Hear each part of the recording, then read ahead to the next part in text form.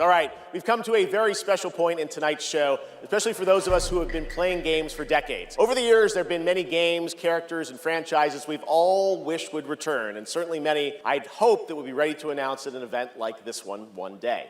Tonight, I'm excited to share this piece of news with all of you.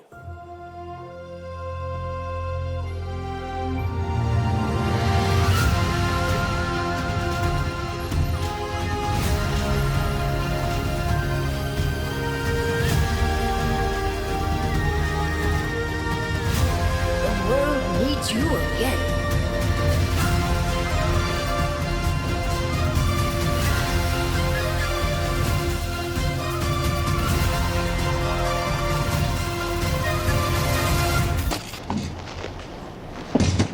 So, you fell for it again and thought Half-Life 3 was going to be announced at the Game Awards. It's been pretty funny following the anticipation of Half-Life 3's announcement the last couple of months. As with all things irony-pilled and poisoned, including my own diminishing ability to emotionally express myself, there was always a veneer, a facade of the real trademarked schizo hours, irony maxing, and straight up shitposting between the mostly realist fans, but with the always painful undercurrent of real hopium. I greatly appreciated the folks keeping track of the dominoes near Valve's headquarters, a great reference to the Pentagon Pizza Index, and while I personally haven't posted anything factual on the internet for the last 15 years, which, on an unrelated note, please allow me to edit the Sweden Wikipedia page again, I too got caught up in the hopium-copium cycle of Half-Life 3 posting. I am not smart. If I was, I would be playing video games instead of yapping about them. And I also live in the dreary, destitute, desolate, global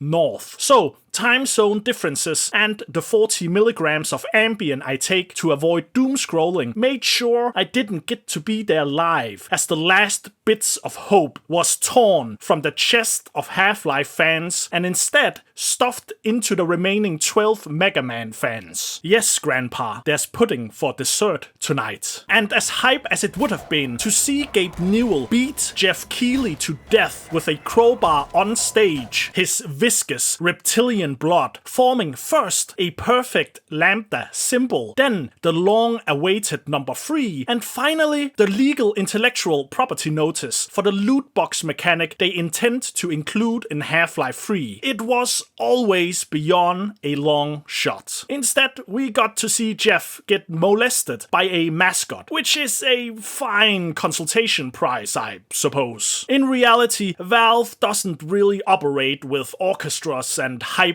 product drops. Counter-Strike 2 was just announced alongside a beta, and 5 months later it just replaced CSGO on everyone's accounts. For Half-Life Alyx, a tweet was sent out and the prior Half-Life games made free, and that was that. But we are talking about Half-Life 3 here. Half-Life Alyx was also supposed to be showcased at the 2019 Game Awards, but Jeff Keighley managed to once again slither his way out of his divinely ordained fate. Also, some pretty hype announcements for the first half of the show. I don't care about the awards ceremony. I don't play games until they fermented for at least 5 years. And unfortunately for my psyche and eagerness to try new things, Hearts of Iron 4 still exists. Also, some French frog game seemed to nab all the awards, and I haven't seen eye to eye with the French since the Napoleonic Wars. But a pure single-player RPG Star Wars game directed by Casey Hudson, former creative director of BioWare during the Mass Effect trilogy run, director during the OG Knights of the Old Republic, and development lead on Jade Empire. If you're a single-player hermit like me, even one that's not a big Star Wars fan, that's gotta get your blood pumping all the right places a little bit. Just ignore the fact that the company he is heading was only founded July of 2025, has never developed the game, and definitely won't shut down before achieving all of our collective hopes and dreams now pinned on this one project.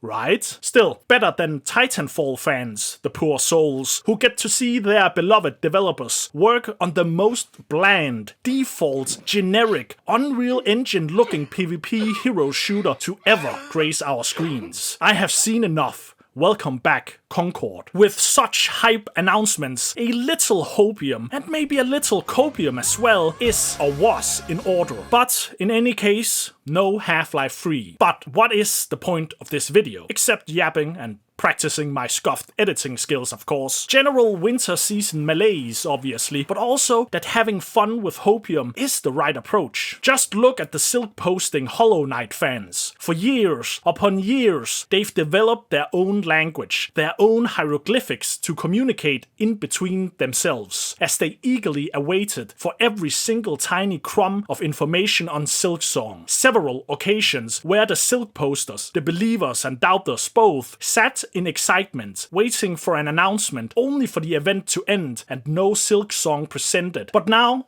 look at them. Released from their toil, they now get to enjoy what they've so eagerly awaited. I don't want to be a realist, I want to be a dreamer, albeit a dreamer who shitposts. Of course, only ironically pretending to be on the edge of their prostate-stimulating gaming chair seat every time the number 3 appears at a gaming convention. I'm not saying we should be airheaded, cloud-brained sheep who allow multinational tech giants to ream us good and hard with empty promises. But for Titanfall fans, Half-Life fans, I hope they keep up the hopium. Billions must smile, and I hope you slept like me, warm, cozy, and snuggled up to your favorite legal age Dakimakura body pillow, safe in the knowledge that you either wake up in a world where Half-Life 3 is announced, which is hype, or in a world where you have more time to play Hearts of Iron 4 Kaiserreich, which is also hype.